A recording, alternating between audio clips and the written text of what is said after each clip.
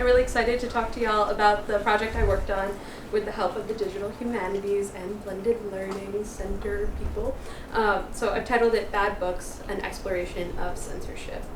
But before we get into the project, I wanted to give you a bit of background about myself and why I'm interested in this. So, hi, I'm Kendall. I'm a philosophy major and book studies concentrator at Smith. One of my primary academic interests is in information ethics, although I haven't had the chance to explore it as much as I would like. So I thought this project would be a great way to blend all of my interests together. I looked at rare books and I got to think about all of the ethical questions about how we use, create, and control information.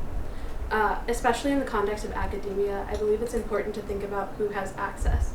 The commitment to access is partially what influenced the form of my project. So without further ado, here it is. So my project is a primarily digital exhibit showcasing materials both physically and digitally accessed to tell a story about different types of censorship. I created a website and learned to code just enough to get by, which was a struggle. I read up a lot about censorship history and then picked the materials and ideas I wanted to highlight.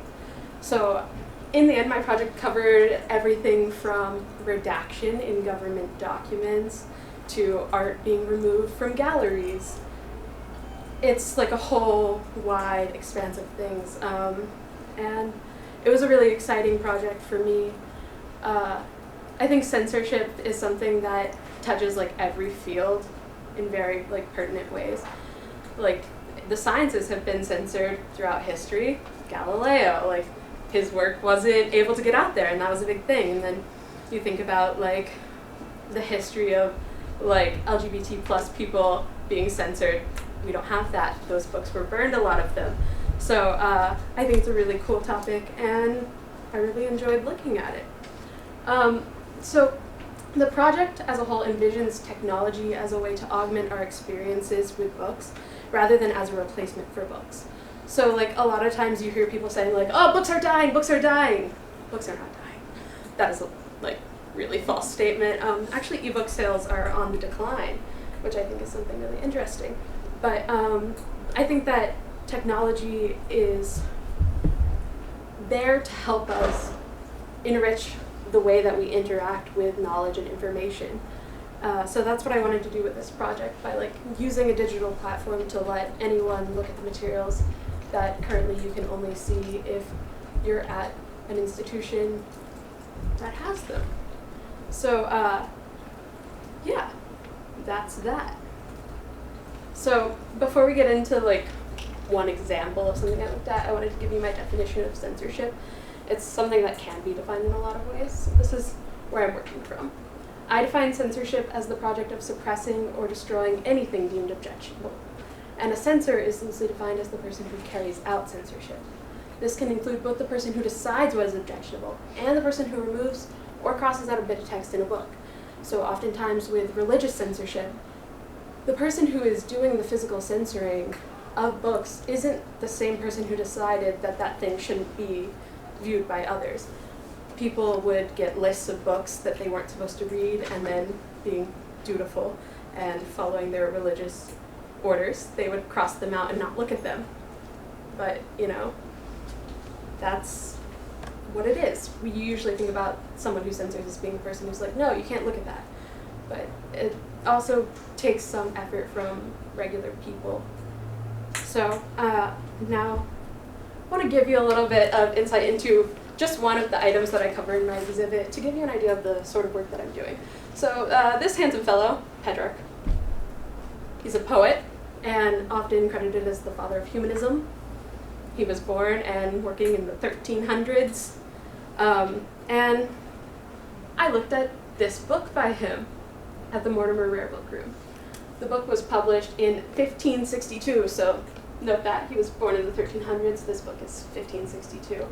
He was born and lived in the entire time before the printing press was invented.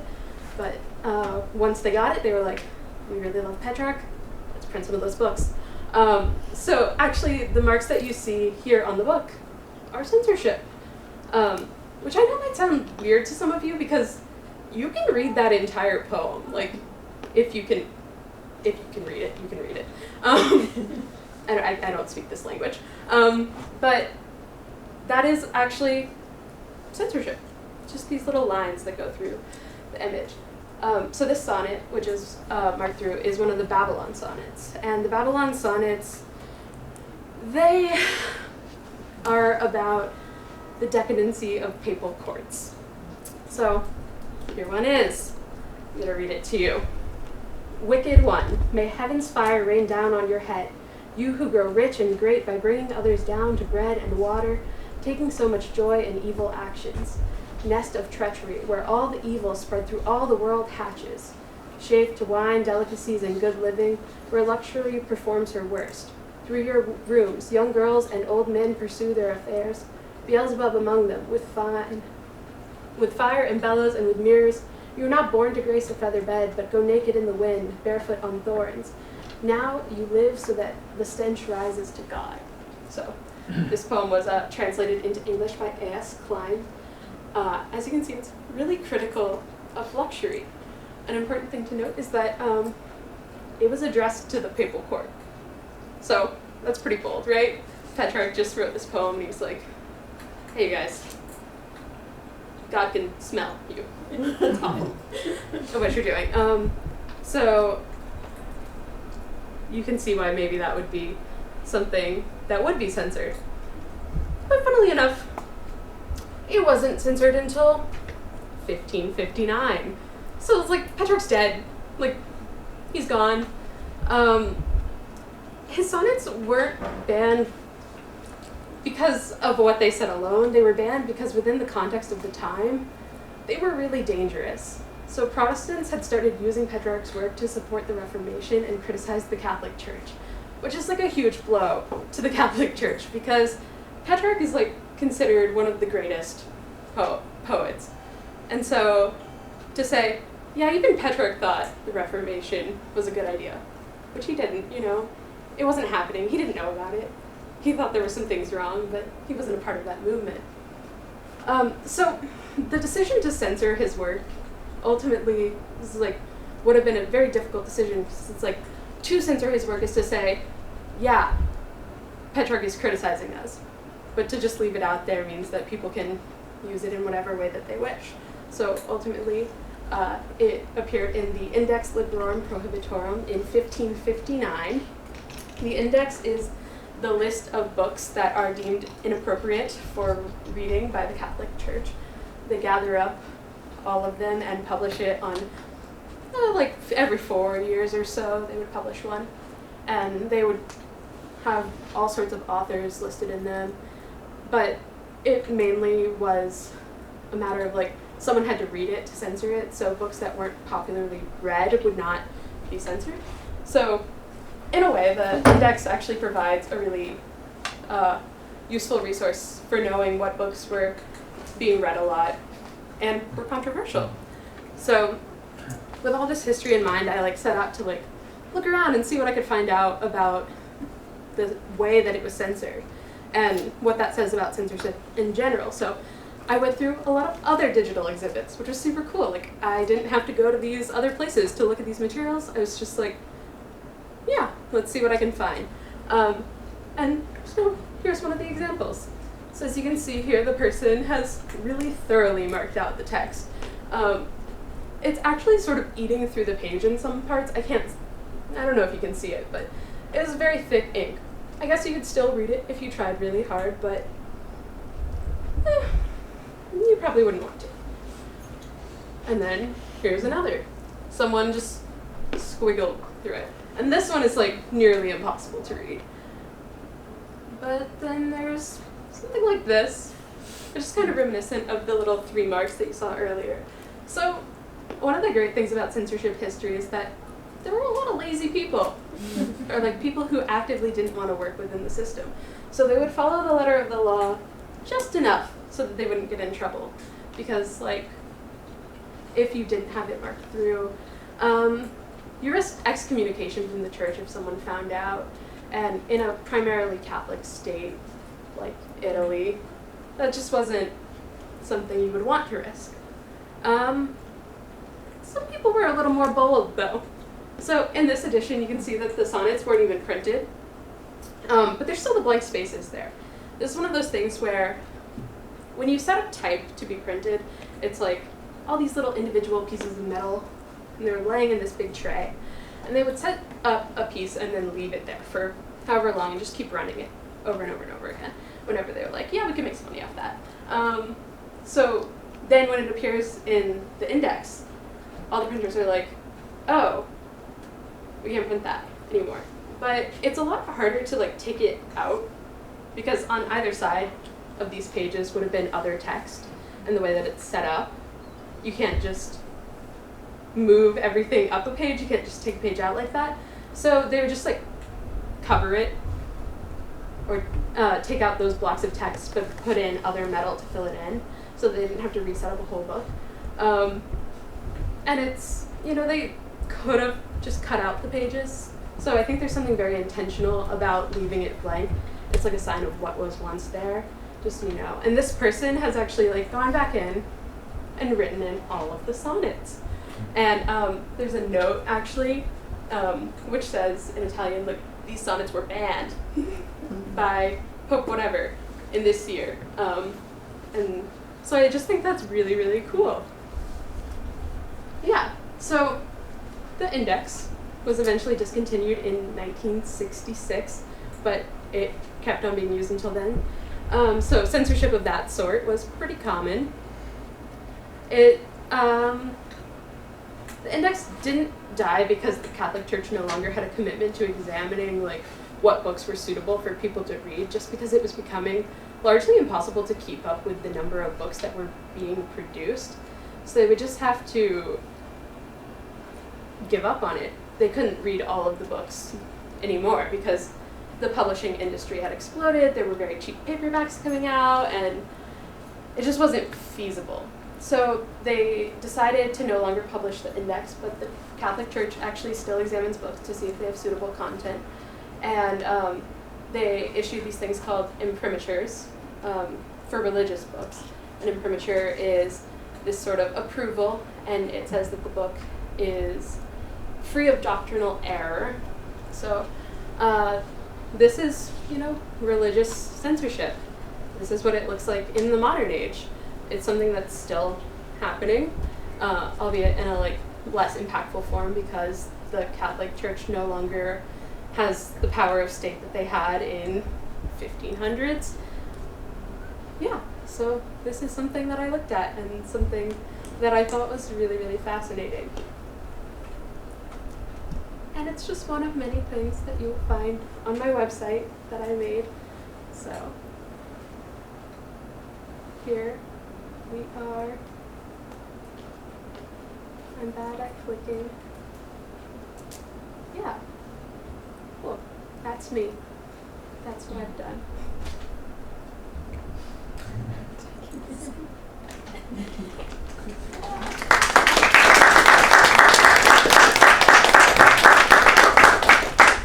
Will you take questions for I will take questions. Yeah. So where are you going from here? Will you continue with this project or similar? Yeah. So I think censorship is like kind of a perpetual interest of mine. I'm going to be working for the National Coalition Against Censorship this summer, updating their database of censorship events happening now. So I think I would love to continue this project and continue adding things when I want to, when I think there's something interesting to be said. It's a very incomplete account of censorship, but I think I tried to cover the breadth of censorship issues, thinking about like not just censorship by the government, not just censorship from religious groups, but also like self-censorship and forms of censorship that are legal, so to speak. Thanks. Yeah. You talked about some examples that relate to the church. Can you tell us about something else that you looked at that didn't have to do with the religious context that was censorship? Yeah, so I think one of the best examples, I can actually take you there. I looked at a bunch of different accounts of art being censored within the modern context. So art censorship. It's kind of ubiquitous. Like a lot of art ends up being removed from galleries because people who visit have problems with it. This art piece is called the Hope Stones. They are like a series of ceramic stones that this artist made, and they all have quotes about war on them, and they're a commentary on the Iraq War. And they were put up in a small gallery in Colorado, and the local city council saw one of the stones, which was this quote from Bill Mayer, which says, "A real coward is someone who drops a bomb from a protected space several thousand feet up." And they decided that they were going to take the piece of art out of the gallery, take out this stone, which is kind of against the law, but it happens a lot more often than you think, like art being removed. Another really good example, this mural, oh, it's so tiny. This mural was put up in Trenton, New Jersey after Michael Brown was murdered, and the police put pressure on the city department. The artist had permission to put it up, and then the police said, "This sends the wrong message about policing in our community," and they got people to paint over it. So I think it really runs the gamut. A lot of censorship happens on a local, smaller scale, actually. It's these things where people go, "I don't like that, so we should remove it," which is a problematic precedent to set, because then you can just paint over, literally and metaphorically, the issues that bother you. Thank you for your question. Yeah. You mentioned that the removing of the stone is kind of illegal.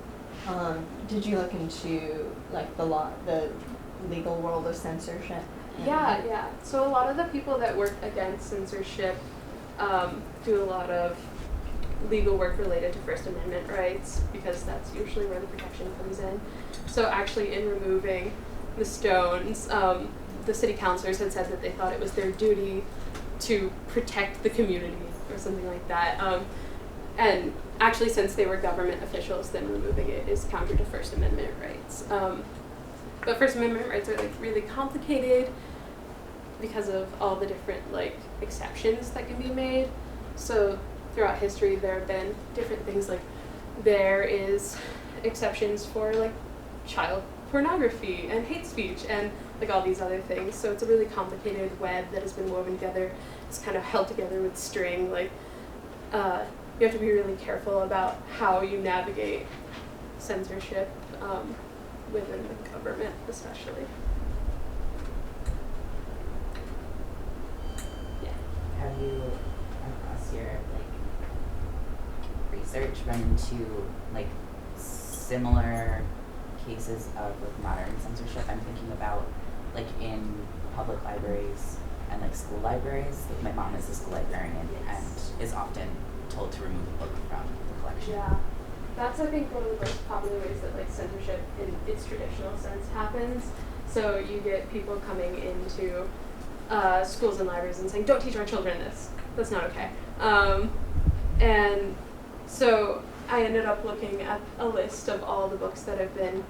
It's more common for books to be challenged now than banned. There's a difference within that regard. So with the index or something like that, those books are straight up being banned. It's you can't have them. When a book is challenged, that just means that someone has asked for it to be removed. It doesn't necessarily mean that someone has actually gone through and removed it, and that happens all the time in libraries and schools.